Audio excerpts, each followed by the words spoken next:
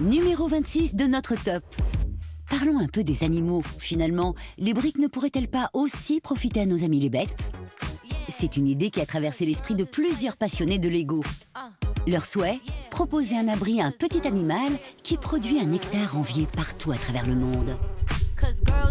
Voici une idée originale. Une ruche en Lego. Cet Américain a récupéré une ruche qui n'était plus fonctionnelle pendant l'hiver, période pendant laquelle les abeilles sont en sommeil.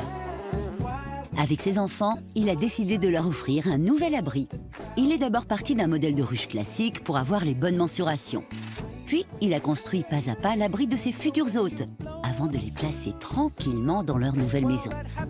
Le résultat est étonnant, fonctionnel et a tout de même demandé plusieurs jours de patience et pas moins de 8000 pièces.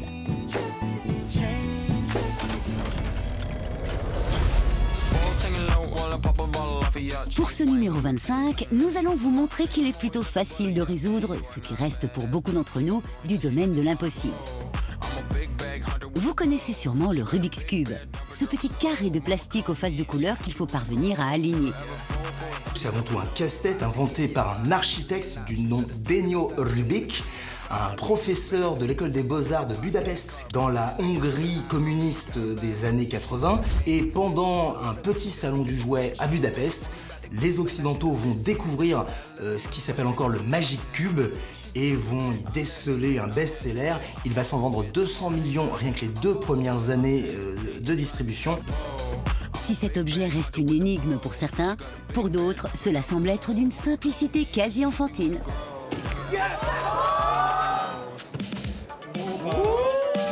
Mais il s'avère qu'une machine en Lego avec l'aide d'un petit ordinateur intégré est capable elle aussi de résoudre ce casse-tête à la vitesse de l'éclair. Vous avez une sorte de logiciel, un œil caméra qui scrute toutes les faces. Et de là, il crée le calcul finalement pour refaire le Rubik's Cube en minimum de temps. En 2014, 2 ingénieurs ont établi un nouveau record de vitesse pour la résolution d'un Rubik's Cube à l'aide d'un robot.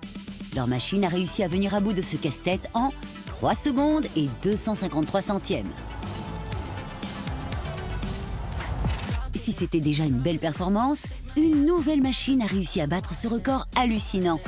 Cette machine en Lego réussit à résoudre un Rubik's Cube en moins d'1 seconde. Déconcertant. Moi déjà à la base un Rubik's Cube classique, j'arrive pas à le faire moi-même. Du coup, le fait de le voir par une machine et par des Legos, je trouve ça puissant. Ouais. C'est des projets hors normes. Il y en a beaucoup qui essayent, il y en a très peu qui réussissent à faire de ce genre de produit. Ça fait rêver petits et grands, c'est incroyable.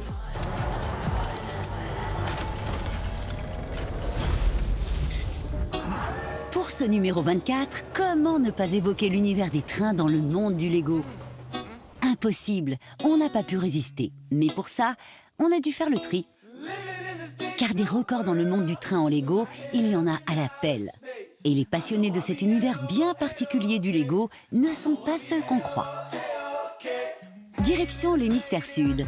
Prenons les airs et direction la Nouvelle-Zélande, à Christchurch. Nous sommes dans l'immense bibliothèque de l'université de Canterbury et manifestement, les élèves ne font pas qu'y travailler. Voici sans doute le plus grand rail de chemin de fer jamais édifié. Il fait plus de 230 mètres. Une véritable visite guidée de l'université. Mais restons en Nouvelle-Zélande. En 2022, un jeune homme de 14 ans a réussi un record tout à fait impressionnant.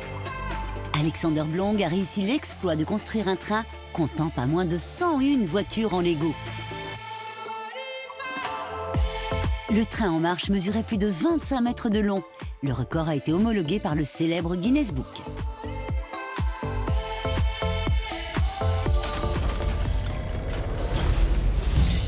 Alors oui, le Lego ça sert à tout, même à satisfaire nos besoins primaires. Dans l'ère de l'intelligence artificielle, de la robotique, la marque danoise pourrait nous rendre bien des services. Pour ce numéro 23, partons tout de suite au Canada, à la rencontre de la chaîne YouTube Brickwall. Ce youtubeur aux 297 000 abonnés est un passionné de Lego technique, la gamme Lego pour adultes. Mais surtout, c'est un génie de la construction, de la robotique et apparemment un vrai gourmand. Parmi ses créations les plus étonnantes, cette machine à garnir les pizzas.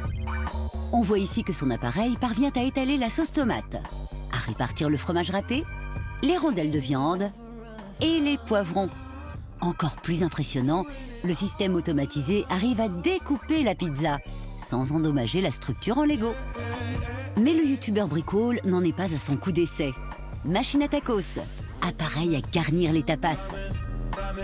La robotique est déjà dans nos cuisines, peut-être que le Lego fera un jour son entrée. Bon, petit détail quand même, il ne faut pas être pressé.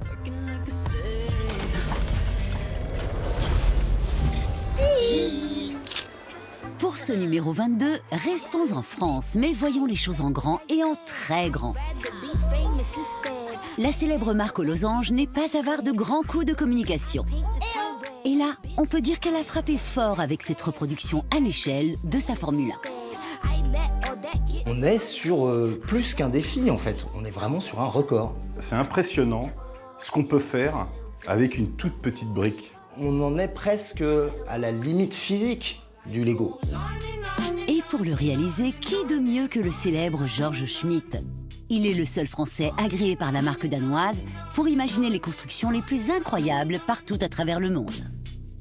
Georges Schmitt est en fait un Lego certifié professionnel, un LCP. Ils sont 14 dans le monde.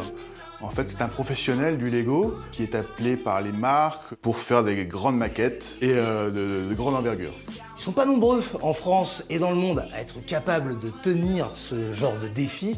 Et clairement, Georges est l'un des papes de la brique dans notre pays, mais il le mérite quand on voit ce genre de création. L'idée pour ce projet était de fêter les 40 années de présence de Renault dans la Formule 1, la reine des catégories automobiles. Quand on était petit, on n'arrivait que d'une chose, c'était de pouvoir fabriquer des Lego le plus grand possible. Là, on est sur ce qu'on appelle une méga structure de Lego. Donc on dépasse le mètre. Au bout d'un mètre, ça devient un peu plus compliqué pour notre brique de se tenir avec le système Lego. À partir du moment où une construction fait plus d'1 mètre de grandeur ou de hauteur, il faut automatiquement coller ces briques-là. Donc ça prend encore plus de temps pour le faire. Coller les briques, respecter au maximum le design effilé et les détails aérodynamiques d'une Formule 1 nécessite patience et talent. Résultat, une monoplace jaune magnifique de plus de 313 000 pièces. Un bijou de briques plus vrai que nature. Si on a le nez dessus, effectivement, on va voir toutes les petites rainures qui donnent presque un aspect écailleux. Mais il suffit de s'éloigner de 3 pas, ces lignes disparaissent. Et il y a ce côté irréel sur les objets massifs en Lego. On sent qu'ils sont factices. On n'a qu'une seule envie, c'est de sauter dedans et partir avec cette Formule 1.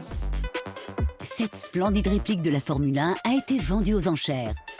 L'heureux acquéreur a tout de même dépensé la modique somme de 65 000 € pour cette voiture en plastique.